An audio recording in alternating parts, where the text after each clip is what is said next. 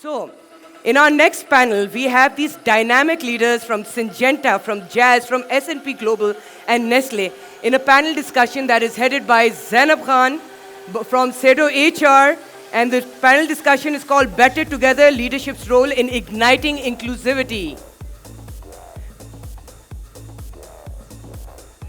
I'm going to hand over the mic to Zainab Khan, who is going to be leading this panel discussion. So please, everybody, give a warm round of applause for our panelists in this panel discussion.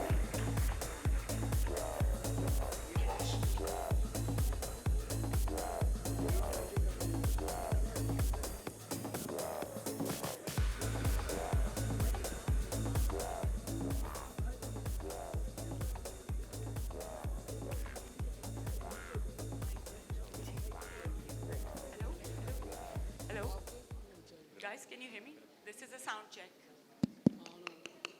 All right. Thank you, everyone. Thank you, Islamabad and PSTD, Wibcon, for giving us the opportunity to speak to you.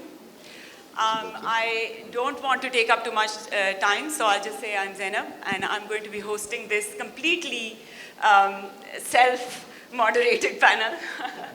And I'm going to hand over to our panelists for a quick intro, if we can know your name, of course, and what organization you're representing and what it is, what roles do you play there?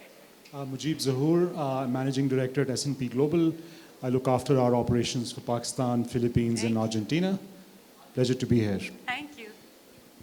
Thank you, Zainab. Assalamu alaikum, everyone. I'm the Chief Legal Officer at Jazz, and that goes without saying. I'm a lawyer by profession, but definitely much more than that as a person. Assalamu alaikum, everyone. Very good afternoon. My name is Shakeel Ahmad. I'm the Director of Sales for Nestle Pakistan. It's a pleasure to be here with you today. Thank you so much. Assalamu alaikum, everyone. My name is Zeeshan Baig, and I'm Country General Manager for Syngenta Pakistan.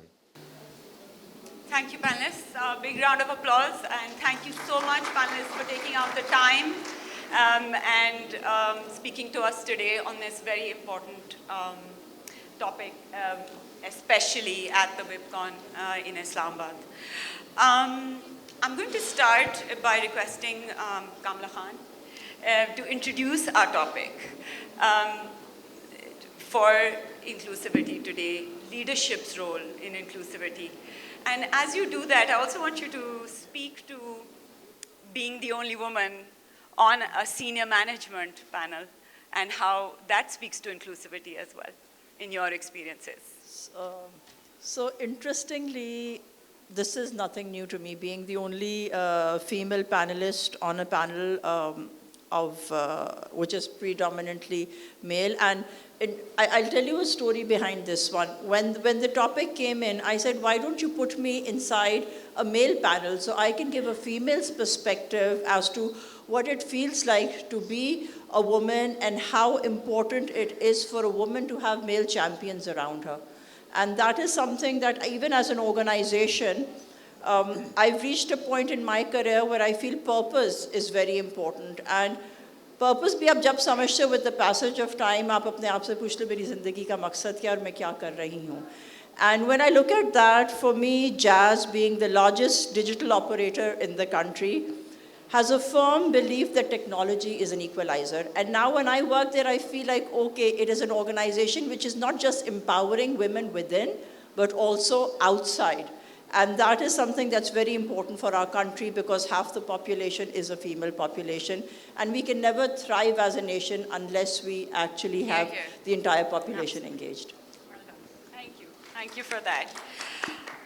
If I can request you next, Mujib, and then Shakeel, I'd like you to chime in on this one.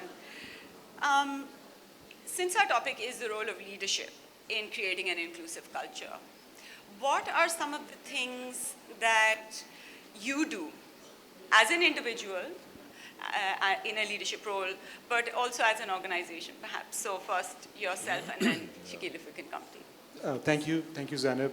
I think Kamila spoke about purpose. I think first and foremost, whether you're an individual or an organization, the power of purpose is extremely critical. At S&P, we are a purpose-led organization. Our purpose is to accelerate progress in the world. And you cannot do that without empowering women, without creating diverse and inclusive workspaces. So I think that's the first point. The second point, you have to put your word where your mouth is, or your money where your mouth is, whatever you want to pick. What that means is, it cannot be a topic or a KPI that is measured on the side. It cannot be something that's on the CSR booklet only. It has to be front, right, and center of your company dashboard, of your main KPIs that drive compensation for senior teams, for executives. That's what we do at S&P. KPIs are built into the models that drive executive compensation. They're measured every quarter, they're reported on every quarter. I think that importance, when I as a senior leader or our global president or our divisional presidents stand and talk about it, along with how we're doing on our financial performance or operational KPIs, I think that's what drives home a message to each and every individual that this is something that is important in how we do our business, not just something that we're going to do on the side. So I'll take a pause there. I'll let Shakeel add. Shakeel, if we can No, switch to you. Zainab, thank you so much. So just building on a bit of a perspective first. So Nestle Pakistan, we have 15% contribution of female in the entire Nestle Pakistan employees. That's one. But the most important thing, when I talk about the management, this number goes to 32%. And in sales, so because I'm a salesperson, I am leading the sales function of this organization. So in the last 3 years, we started off this journey with only 6% contribution of female in our sales organization, because sales is one function where historically it's thought to be a very difficult function or profession for the females. But I'm very happy to report here that right now our female contribution in our sales organization is 29%. This is one of the biggest number in the CPG industry in Pakistan. I also feel very happy that Nestle Pakistan has won best practices across all categories in global diversity, equity, and inclusion benchmarks 2023. This is a testament of Nestle being an inclusive organization. But at the same time, now the question is that how we really driving this journey. The first and the most important thing where I believe is that there has to be a very strong commitment when it comes to the top leadership. That's very, very important, because the agenda has to be driven from the top. And here, our top leadership actually walks the talk. They lead by example, and they have put diversity and inclusion as part of their top agenda, that they drive in terms of initiatives, in terms of the policies, in terms of the benefits that organization drives. The second very, very important thing that actually help us to develop that ecosystem in terms of the policies and benefits. I just name a few. So first of all is that we have announced a female driver assistant program, because when females go into the market, then there should be a driver with them so that they are accompanied with a person. Then the flexible working policy is very, very important, particularly for the working women and also the working mothers in particular. We have daycare facilities across our sites in Nestle, in factories, also in our sales offices. And also we support the dual career as well, because when it comes to the person, then their spouse can be working somewhere else. So we really support the dual career as well. Last but not the least, I just want to touch base one more thing. It's all about leadership development, because when the people come on the top of the organization, then we really need to keep driving this agenda in terms of developing the leadership capability, and particularly on psychological safety and also on unconscious bias. So these are the very, very important topics when it comes to the top leadership. Thank you, Zainab. Thank you. Thank you for that. next question, again, to Kamila. And of course, everybody's welcome to chime in. How do you feel, and I know that Mujib and Shakeel, you've touched on it a little bit, but maybe a little bit more on how are leaders held accountable, do you think, in organizations on the agenda of inclusion? And not just gender, I know that's a very important subject or area of inclusion, but also inclusion of other groups that might be in a minority in an organization. So how do leaders hold themselves accountable? So first of all, as a leader or as a person, when you're talking about something, you have to actually walk the talk and you have to believe in it. And in our experience, when we talk about diversity, it's not just talking about men and women. It's about our different cultural backgrounds. Maybe somebody's a Punjabi, somebody's a Pathan, maybe somebody is differently abled, maybe somebody is an introvert. There are all sorts of diversities over there, personality diversities as well. And for us, we're very conscious of that because we have tried and tested what happens when you have a diverse workforce. And the most important thing for us is to allow them to speak, give them a voice. And apart from that, when we talk about accountability, I will bring, this is a Wibcon, so I will bring in the female factor to it as well, how robustly at Jazz we are looking at diversity and how accountable we hold ourselves to it, because we do have audits. We have an equal pay policy, and this is regularly audited. We have a 6-month maternity leave, ladies, but we also have a 1-month paternity leave. And this is not just for women, it's there for men, and also for the fact that we also look at parents who are adopting. So it's not like if you've given actual birth, you'll get that benefit. You will get it even if you've adopted a child. And we fully realize when we talk about male champions, I have my counterparts sitting here as well, how important it is for men to understand how big a role they play in terms of diversity. And when we talk about that, we talk about pre-postnatal support, how we actually integrate women back into the workforce. And then this is the internal one. Now we look at the external, which I was talking about earlier as well. And the most important part of that was how we actually empower women. Financial empowerment is very important. खुद मुख्तारी आपको खुद एतमादी की तरफ लेके जाती है. And हमारा जो fintech arm है, Jazz Cash, उसका एक बहुत ही robust program है. 30% of women are our customers. This is the largest number of female digital wallet holders, जो कि bank accounts होते हैं एक तरीके के, in Pakistan in any financial institution. We also have digital female literacy programs. मैं digital की बार-बार बात क्यों कर रही हूँ? A lot of us women here are, let's say, more empowered and more exposed women in terms of the outside world. बहुत सारी ख़वातीन ऐसी हैं जो घर से बाहर पैर नहीं रख सकती, and it is a cultural challenge as well. So how do we empower those women? उन औरतों के पास education कैसे पहुँचेगी? वो औरतें अपने घर पे business चला सकती हैं. Whether they're running a home business, bank account कैसे खोलेंगी, marketing कैसे करेंगी, actually supply chain कैसे बनाएंगी. So these are all very, very important things that we are looking at. And then again, developing female talent. And we have a program, a robust program to develop leadership talent, not just for Jazz, but for other corporates as well, called Empower. So I just want the panel to speak to this collectively also. Have you noticed the change in terms of what leadership performance is expected to be now compared to, say, a decade ago? Were your KPIs including things like diversity ratios, and is there a change?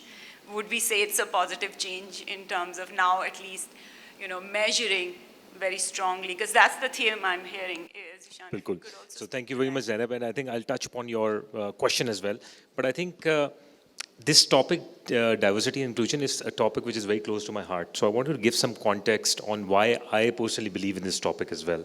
So I'm a human being, but also I'm a commercial guy as well, right? So for me, number makes a lot of sense. So a few years back, before heading Syngenta, I was heading Kareem, and I wanted to make sure that diversity and inclusion has a very strong business case as well. So I did a lot of research. There was one research which compares Pakistan and Bangladesh. Now, Bangladesh has a GDP of $450 billion. Pakistan has a GDP of $350 billion. So $100 billion difference. Workforce, labor force of both the countries is 70 million people, right? So exactly same workforce, $100 billion more GDP. Now, there are multiple reasons. They do more value-added products, many other things. But one of the key reasons that was very surprising for me was women inclusion in their workforce. So they have 34% of women inclusion in their workforce, whereas for us, unfortunately, it's even less than 20%. So clearly, it is a very, very strong business case for me personally. Now, once I started realizing this, so it all started making sense for me. And what I did was I started making myself as a leader accountable. I became a part of a forum called Male Champions of Change. The 30 CEOs across Pakistan were part of that forum as well. And every single leader is accountable on certain things. So for example, I am accountable, just to give you a small example, I cannot attend any panel which is all male panel, right? So these kind of things. So we started all those 30 CEOs, including myself, we started holding ourselves accountable. So I think that was one thing. So that was the first thing. So a lot of accountability on ourselves. For example, in my leadership team, I have set a goal. It took me 1 year, 7 months to be precise, to hire a head of finance, female head of finance. But I did not compromise on, the diversity target that I'd set for myself. So 20% of my leadership team has to be females. Other than that, in Syngenta, Syngenta is a leading agriculture company, input company as well. We've gone through a transition in the past few years. Recently, we've also won the Best Employer Award which in Diversity and Inclusion, which was awarded by the World Bank and IFC. Many policies, it's a combination of many policies and many internal and external initiatives that we've done, not only for our employees, but also for the female farmers. And we were recently... We'll come back to you on that because we want to hear in detail about your initiatives. If I can just ask Mushib, would you like to add? I think how leaders are held accountable. Yeah, is that, I think Sean spoke about this. I think as leaders working in the corporate sector or in the non-for-profit sector are responsible for certain goals, the business case, as Zeeshan spoke about, the data, we're a data company, so it would be really a shame.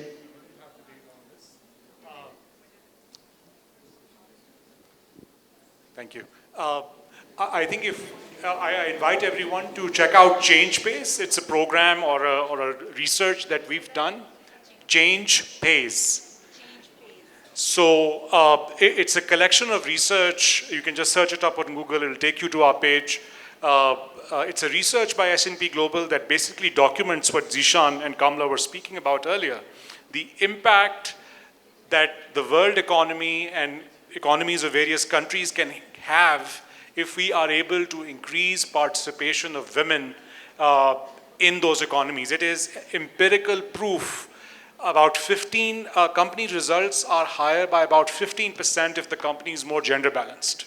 That's, it's a fact.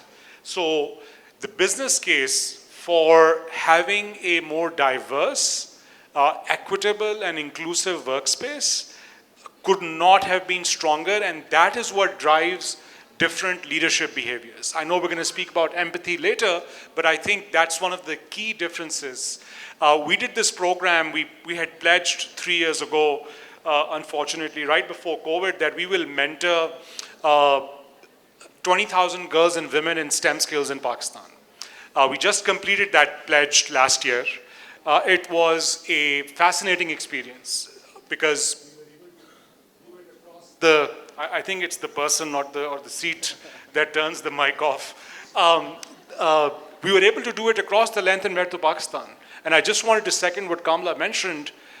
Women who did not have an opportunity to be able to be trained on how to give an interview. A small business owner in Tata who did not know how to use Excel.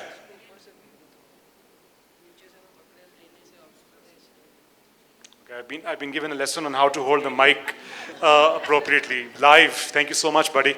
Something every day. He said, hold it from the top. I can't hold it like this. This will be really awkward. Yes, rock star moment. Yeah, my vocal cords will disagree. But the point I just wanted to make was, I think the opportunity for organizations, for corporates, to work in this space, to provide more learning and development opportunities for women, so that in Pakistan they can contribute more. And as within organization, it's a key leadership attribute for leaders to focus on this area. Thank you. And back to you, Zeeshan. If I can just progress the discussion a little bit further. I think the research shows, and I think we all agree that diverse teams, and not just gender diverse, but otherwise also, they bring in a lot of benefit to the organization, not just in terms of direct bottom line activity because of including more people, but also new ideas. And so we all agree that diverse teams can lead to innovation and all sorts of other qualitative benefits as well for organizations. So can you speak to your project in Syngenta around these things? Yeah, I think I'll talk about two projects here, and very, very relevant examples. One of the projects was when I was heading Kareem a few years back. So for the first time ever, we launched this project in Pakistan for female captains, female drivers, right? And every single person I knew said this is going to be a failure, right? Because it's very difficult in our culture for females to drive and, give right to unknown people. So anyways, we made it happen. We hired 1,500 female captains to offer services to different passengers. Turns out after 2 months, in every single aspect, on the quality wise, because, after Kareem ride, there's an option of giving a rating. So in every single aspect, whether it was more hours on the road, whether it was customer feedback, the females actually overperformed male counterparts. So I think that was something very, very encouraging for me personally. Secondly, coming back to Syngenta, Syngenta, to be honest, agriculture generally is a very orthodox industry, and sales functions especially are super, super orthodox. If you talk about, female being part of a sales in rural agriculture company, it has never happened before, at least in input companies like Syngenta. So we took this bold project of including female sales unit lead. We ended up hiring 2 female SULs. One of them Tahira is going to speak today, later in the day as well. But even from a performance point of view, they ended up doing very, very well. They actually, for last year, for the first year, and both of those females have actually overperformed their target. So again, clearly proves about this. And I think to your projects, so one of the projects for which we won this award from President of Pakistan was really highlighting and empowering female farmers. Because what's happening in the community is female farmers, there's a lot of female participation in farming in the rural areas, but they are unaccounted for. Even their wages are 1/3 of what their male counterpart would get. So we picked up few stories. There was one story of a female farmer called Bapan Bai. I think she spoke in the Wibcon last year as well, by the way. We highlighted her, we supported her, and her story was highlighted across Pakistan. She ended up winning an award from President of Pakistan as well. So these are few stories that we have been showcasing, and the whole idea is that even in the rural areas, these stars should shine up. Thank you. So yes, I just want to share one project that actually really worked for us in sales division for Nestle Pakistan. So it's a program Karo E'timad. So say for example, when we talk about sales and if you go into the market, you do not find the right maybe experience, that skill set that really required, say for example, in the sales function, because this is one function which has not to be a part in the top priority list for the females which are coming out from the universities after their graduation. So we started off this program like almost 4 or 5 years back, and the program is all about that, taking fresh graduates when they graduated from the university. So we take them as on 1 year contract basis. Then we train them. Like say for example, we reach out to more than like 5,000 females, and we recruit almost 80 to 100 every year. So then we put it in the different parts of Pakistan, we train them and we expose them to all the different streams of the business. And within that course of time, when there are some permanent positions come up, then we recruit out of that batch. So this program really helped us to kind of develop that skill set that we want to see among females, and also kind of like it started helping the community as well. Thank you. So it's actually interesting. Both of these projects that you spoke about are not only bringing in diversity in terms of gender, but also focused on perhaps creating more diversity in terms of less privileged areas, access to better opportunities for people who will not otherwise perhaps get this sort of access if it weren't for your program. So thank you both for sharing that. Shakeel, if you can carry on with you, I have some more questions. I was wondering if you could share with us how Nestle creates or reinforces the culture of inclusion, because I know that your organization, even the customers are primarily, women, I think. Yeah, making an absolutely, assumption on personal absolutely. experience. I know men also do groceries, but sorry, that was gender biased of me. Yes. My apologies. So, can you speak to the everyday practice? On a daily basis, as a leader, how have you seen a change? Is it different? Do you guys consciously, bring in these things in your hiring, in your promotion? Yeah. I know about the programs are specific for certain areas, but then in general. Yeah. On an everyday basis. So yeah, absolutely. We can all learn from, how can we become better leaders? So yes, Zainab, absolutely. So 90% plus of our consumer shoppers are females. So most of our products are actually focused for in-home consumption. So absolutely, for us, very, very important from a consumer standpoint as well. But yeah, so talking about inclusivity and across every day, and also more importantly when it comes to the hiring, I just want to talk about the hiring, promotions, and everyday, all three aspects. So yeah, so the most important thing is the bias. So we as human, bias is a very natural aspect of a human being. So we have our biases. The most important is that how can we really help team members, the leadership team, in converting that unconscious bias into the conscious bias. So here comes very, very important is the training and awareness part. So every year there's a mandatory diversity, equity, and inclusion training for all employees that takes place every year. That covers 95% plus of the employees every year. So that's very, very important. So it kind of really helps the team members just to like understand their biases, and so that whenever they make decisions, it has to be more inclusive decisions. That's one. The second but very important thing is about developing more diverse interview panels. So this is important. So say, for example, whenever you are going for the hiring and also for a promotion, you build the panels as more diverse panels so that the individual biases or judgments does not kind of affect the decision making. This is second very important thing. The third point that I want to talk about is going more standardized and structured when it comes to your selection process, which means you develop the questions and the evaluation and selection criteria on a more standardized basis. So there are proper guidelines available so that whenever people go for the interview process or the evaluation process, so it's already there. So people do not kind of put their more personal judgments onto that. The last thing I want to talk about on the everyday part in terms of everyday interactions.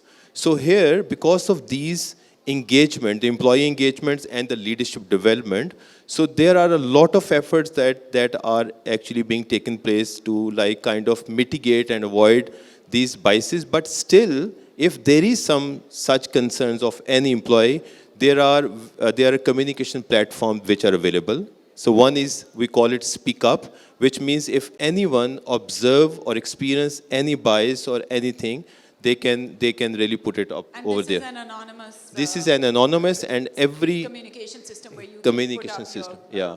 And we also put a lot of town halls around there so that we just make our people aware about this, right? So learning events are, so people Town can halls, learn about communication it. Yes. centers, Please absolutely. Go ahead. Yeah. Please, There's one please. thing So Kamala's going to I jump. find a common theme amongst the discussion here, that these organizations that all of us are working at have gender, instead of having gender neutral policies, we have started evolving towards gender intentional policies. So how do we actually make a policy which takes that into perspective? One thing that I realized was that, yes, we've missed out while we talk about the urban, the rural is there, and Zeeshan was talking about Syngenta and agricultural, जो हमारी economy basically है. One of the most important thing for you to also run a business is the connectivity aspect. How do you get people to remotely connect, access? And Jazz has been doing one thing, which is through the Universal Services Fund, where they set up towers so people can actually have access to technology, and obviously, most importantly, farmers and female farmers as well. That is the larger part of the population still. Yes. I mean, despite the fact that there's so many of us here today, which is urban, but really the larger Pakistan lives in the rural still. Maybe third time is a charm. I'll try this one more time, see the mic works. I'm holding it from the top. Inshallah. Dude. It's going to be fine. No, I just wanted to share a quick example. We did this program last year where we wanted to expand our inclusiveness. The program was called Inclusion is Essential. And it targeted people, or we looked for people who were differently abled and transgenders. Now, when we embarked on this journey, we knew that we had to first do a sensitization program internally.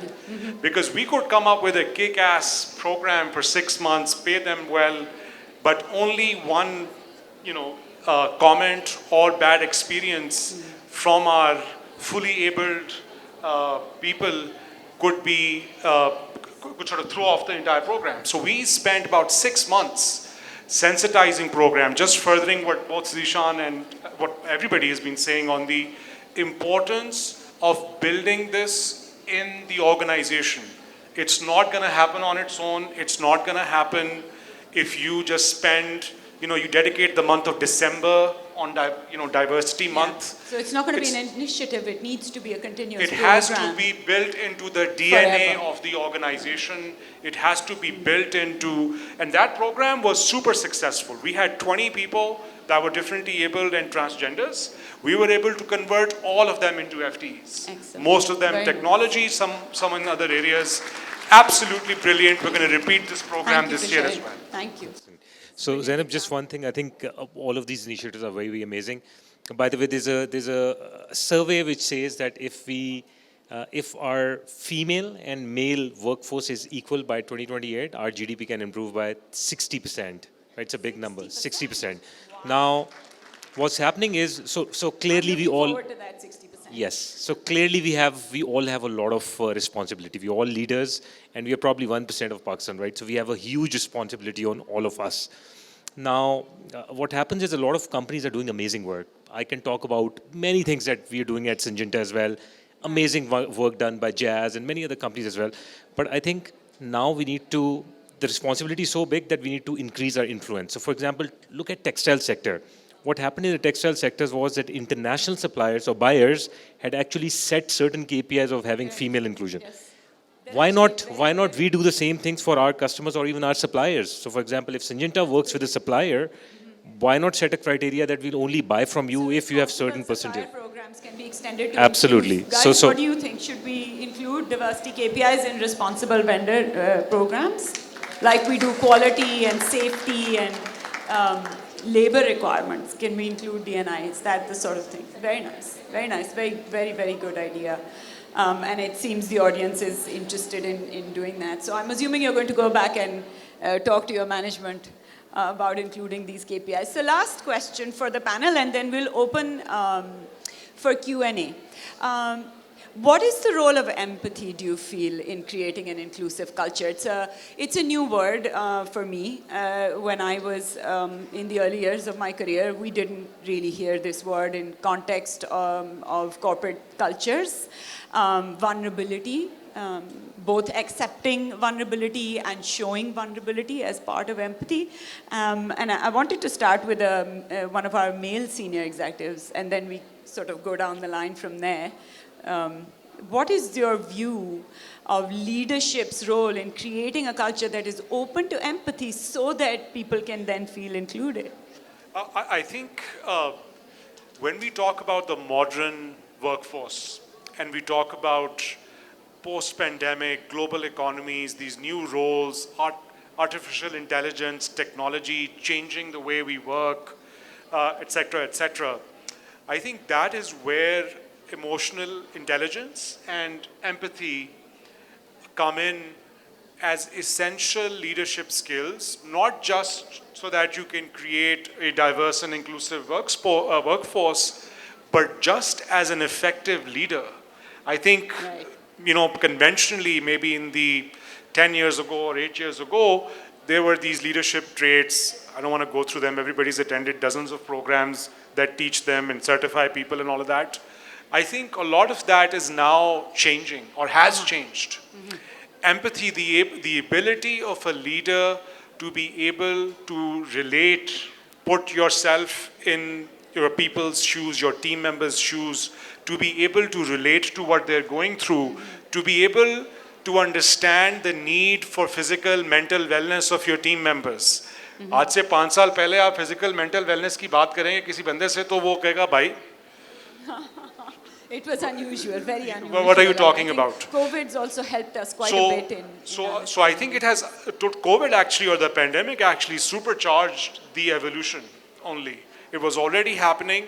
Now, as a leader, if you do not develop empathy, my argument is, I think it will not only impact your ability to develop a diverse and inclusive team, it will impact your ability to deliver results as a leader. And perhaps understand your customers and Everything. sort of other people that you interact with. That would be my 2 cents. Thank you.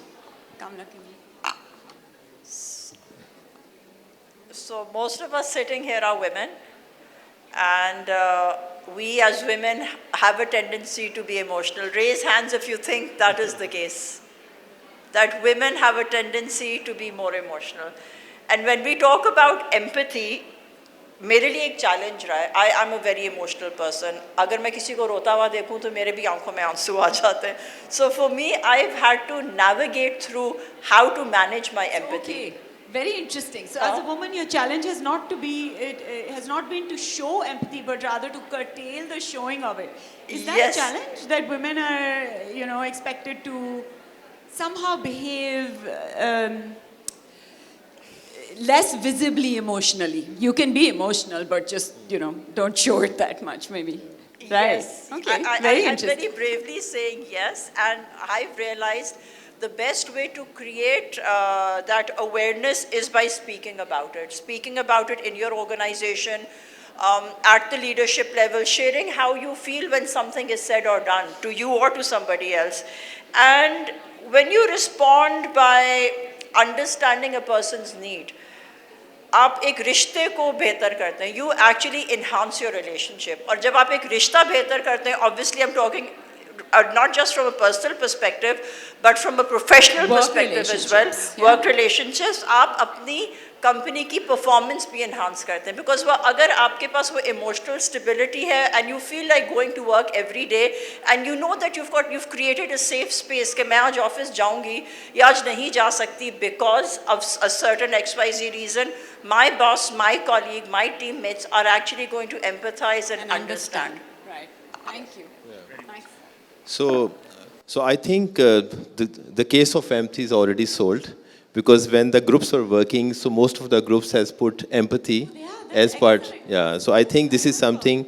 It's not only the part of, to be honest, leadership, but I think it's a part of our relationship as well, right? So, but I'll talk about from a leadership standpoint. So to me as a leader, I'm not supposed to know everything, to be very honest, right? So if I just apply simple empathy, and what does empathy means to me? To me, empathy means 3 simple things. First, so it's all about active listening. So if, say, for example, I'm talking to a person, I'm talking to my team member, I'm talking to my customer or my distributor, I just listen carefully, and he or she will be knowing much better than me. So then I can listen carefully, respectfully, and I can address the concern or try to help to solve the problem. That's one. The second is, I think we really need to start showing more appreciation to the people around us. Whatsoever they are doing in their daily life, that is another very important aspect of empathy.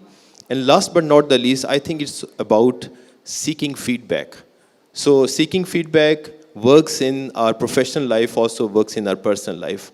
So let's seek feedback from the people who are working around us. I think these are the three simple things that can really help us to be a more empathetic leader and a person as well.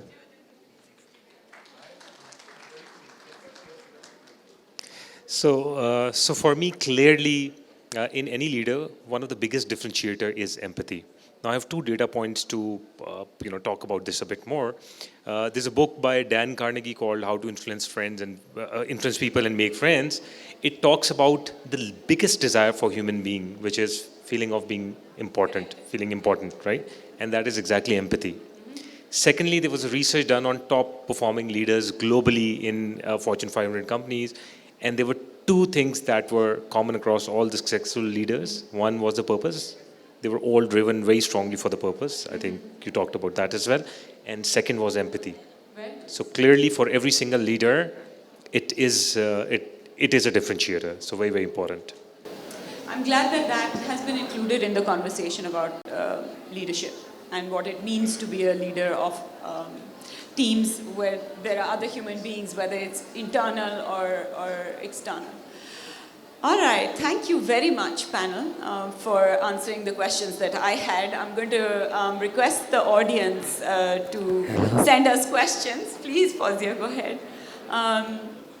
So you're most welcome to ask your panel members here, and then we'll close once we're done with the questions. We've got somebody right over there in the middle of the hall. In front, Zainab, if we can give her a mic. Oh, there she is. Thank you so much. Thanks. Thank you, panel, for, I mean, it's so great to see all this great work happening in D&I. Just wanted to add, you spoke about the KPIs. So I'm with Mari Petroleum. I'm looking after HR there. Oil and gas is a very, very male-centric sector, and especially in Pakistan. However, for the last 2 years, we have that in our scorecard. How to increase the women index in it. And also we have now also taken up the SDG policy, and we have created an SDG policy and a board SDG committee meeting. So actually working on those goals which also connect with the oil and gas, which also connects with the D&I part. So I think that's also another initiative that a lot of companies can look into. And just one other comment I wanted to make, because we're all accountable, and I think having male champions, as Kamila, you said, is very important. But I think females who've grown into roles or in leadership, we also have a big accountability of how we raise other women and make sure that they don't face the same challenges. And I once attended a diversity course earlier, and there is this queen bee effect that they talk about. That once you're on the top, you want others to go through everything. I'm talking about women, who the kind of challenges you've been through.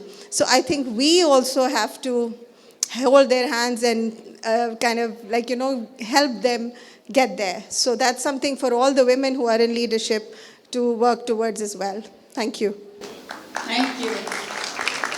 Thank you, Fawzia. So I think the pledges for all of the women who are here, who have already achieved so much, and you're continuing to achieve more, is that we also, bring along others with us, and how it is that we can pass on whatever it is that we know in our lives that works, and share our experiences and insights with other women. Any other questions from the floor? Yes, I know. If this was Lahore, people would have left and started eating. So, but thankfully it isn't. Hi, it was great to listen to this panel discussion. I am Hira from Jazz.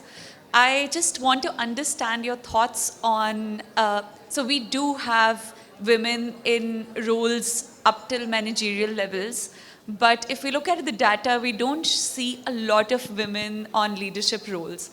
Are your organizations looking at that? Because whenever we talk about inclusion, then we mean inclusion at base level, where women are starting their careers. But what is your opinion on bringing up women in leadership and core business roles? So for example, I don't see many CBOs, or I don't see many CEOs who are females. Are we going in that direction? What is the idea around that? So even I work at Jazz as well, but and perhaps others can add to what my thoughts are on this.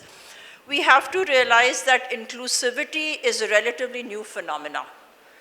And because it's a new phenomena, we have to build it from the ground up. So yes, there are very few women at leadership and senior level roles, or you'll see as CEOs. But what we're now as organizations, and I'm speaking on behalf of everyone, we're trying to do is develop that talent pool that can reach up to that level. So it's something that cannot happen overnight, but if you look around, there are so many working women compared to what you would see earlier, whether it's in a job, a corporate job, or running their own businesses. 100% agreed, and I think every one of us gave an example of how organizations have an outsized investment in developing more women leaders through the pipeline. But as Kamila very rightly said, the pipeline has to be big enough. Only now, we heard from Nestle and from Syngenta as well, we have about 30% of our workforce is women, a lot of technology roles at S&P. Shameless plug, if there are technologists in the room, please, we're looking for 100 or 200 roles, more women we would love to hire. That's the problem. The supply chain is the problem. We work with universities, technology degrees, the percentage of women enrolling in technology programs is still 15% at FAST, at NUST, at Bahria. That has to change for us to see what you're talking about, which is absolutely spot on. But I think progress is on its way. Okay, so Hira, just two very simple points. One, so there are targets for sure at every level of the organization. So we call it A to H level, which means there has to be more than 35% representation of female at leadership level. We have reached to 32% right now. But the second very important point is that we have to give some precedence to potential as well as compared to experiences. So that is the bet that we are going to take. Because just like my other colleagues have mentioned, so you may not find the experience that you're looking for. So then you have to take a bet on the potential part as well. Yeah. And I think was one last thing. Of course, as everybody mentioned, I also echo that there are targets for the organization, but there's also responsibility for females as well, right? So what happens is 60 to 65% of, let's say, graduating batch of a typical medicine batch does not practice at all. Similarly, 70% of females in Pakistan after marriage, they don't end up working, right? So stand up for your right as well. So I think that is very, very important. So on even females as well, there's a lot of responsibility to make sure that the pipeline gets stronger for these companies to hire as well. Thank you, Zeeshan. Thank you, panel. Thank you so much for taking out the time today. And thank you, audience, for listening and asking your questions. I hope this has all been useful. So thanks again, and with that. Thank you all for being part of this amazing panel discussion. So I would like you all to stay on the stage as we have Musarrat Misbah come on the stage and present mementos to all of you.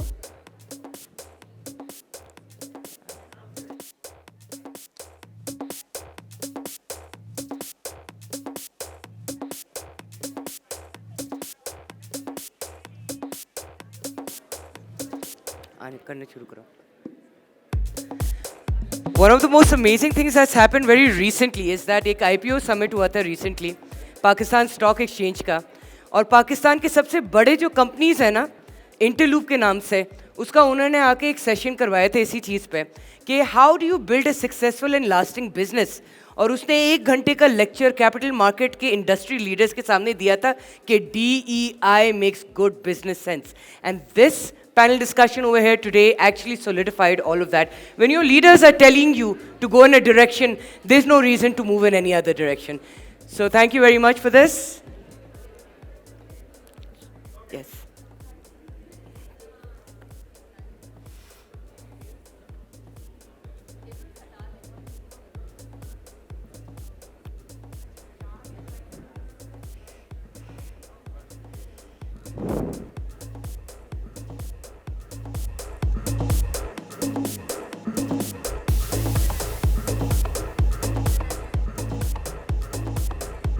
So our panelists from Syngenta, Jazz, Nestle, and S&P Global.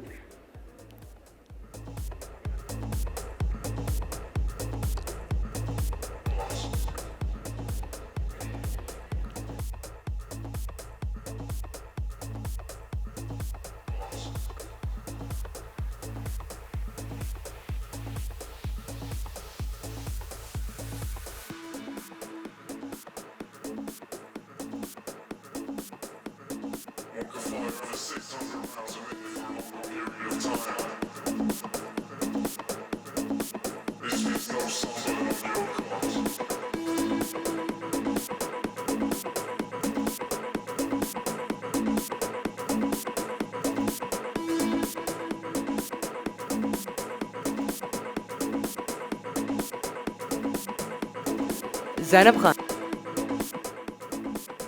I'd like to call Zainab Khan on the stage for the last memento of this session. Trust me, I know your glucose levels are down. I will get you there. Don't worry about it.